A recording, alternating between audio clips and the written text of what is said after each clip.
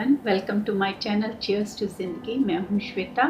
दोस्तों, मैं अपनी कहानियों के ज़रिए सिर्फ और सिर्फ समाज में एक पॉजिटिविटी लाना चाहती हूं और यही मेरा मकसद है।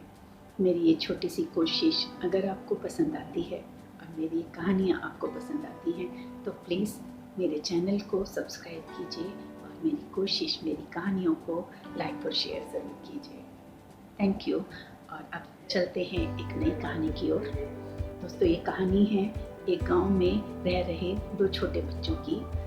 वो दोनों छोटे बच्चे आपस में बहुत घनिष्ठ दोस्त थे, काफ़ी फास्ट फ्रेंड थे और उन दोनों की उम्र में हालांकि गैप काफ़ी था। एक 6 साल का था और एक 12 साल का। अब वो दोनों बच्चे जो थे, एक बार की बात है, काफ़ी देर से खेल रहे थे और खेलते खेलते कब वो गाँव से बाहर निकल गए उन्हें पता ही नहीं चला। काफ़ी दूर आ गए थे वो। अब जो बड़ा बच्चा था 12 साल का और जो छोटा बच्चा था 6 साल का, उनके हाथ में एक बॉल थी जिससे वो खेल रहे थे। अब छोटे बच्चे ने जैसे ही बॉल फेंकी बड़े बच्चे की ओर, तो वो जिस एरिया में, जिस जगह वो गए थे, वहीं पे पास में एक कुआं था। अब उस बच्चे ने जैसे बॉल फेंकी, वो बॉल जो थी वो कुएं की तरफ गई। कुएं की तरफ जा रही थी तो उसको पकड़ने के लिए जो बड़ा बच्चा था, उसने जैसे ही वो उस तरफ भागने लगा तो कुएं की बाउंड्री ज़्यादा ऊपर तक ना होने की वजह से वो बॉल तो कुएं में गई, लेकिन साथ ही साथ उस बच्चे का भी पैर फिसला, बड़े बच्चे का, और वो भी कुएं में गिर गया।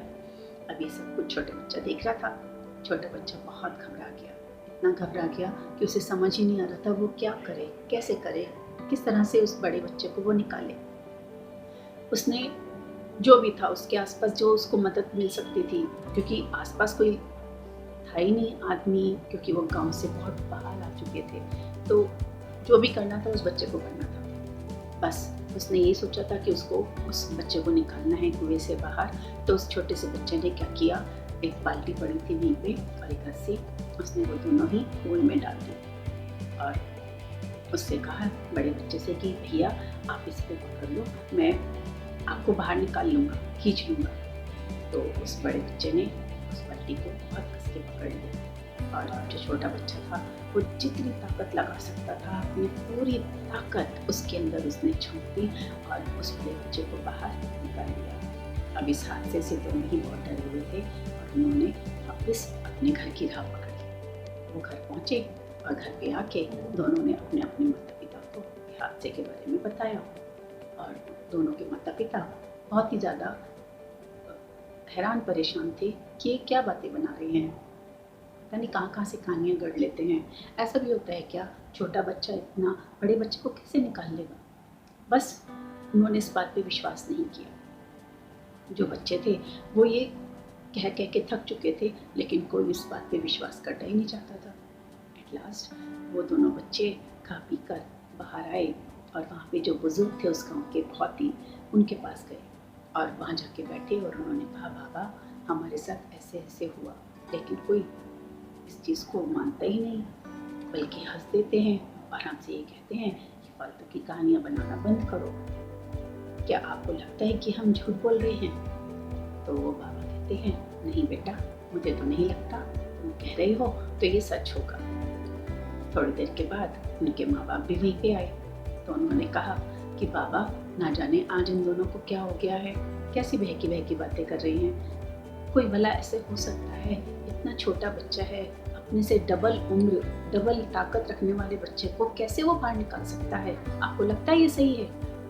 तो उस बुजुर्ग ने बड़े मुस्कुराते हुए बोला कि मुझे तो लगता है ये सही है, क्योंकि उस वक्त जब ये हादसा हुआ इस छोटे से बच्चे को कोई भी ये कहने वाला नहीं था, दूर दूर तक, इवन ये भी नहीं, ये छोटा बच्चा भी नहीं था उसको ये कहने वाला कि वो ये नहीं कर सकता।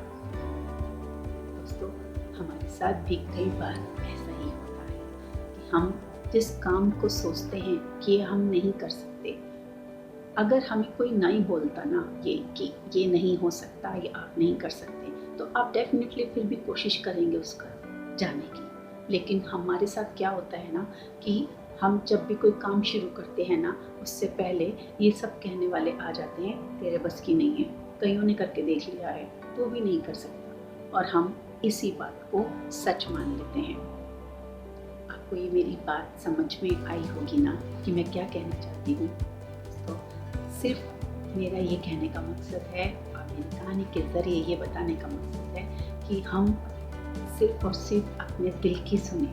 हमारा दिल क्या कहता है, हमारे अंदर वो क्षमताएं हैं, असीम क्षमताएं हैं, असीम संभावनाएं हैं।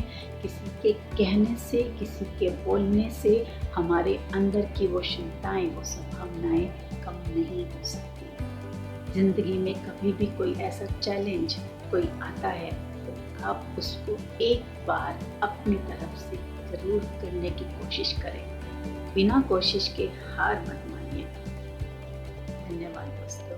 हंसते रहिए, मुस्कुराते रहिए और करते रहिए। चीयर्स टू जिंदगी। बाय।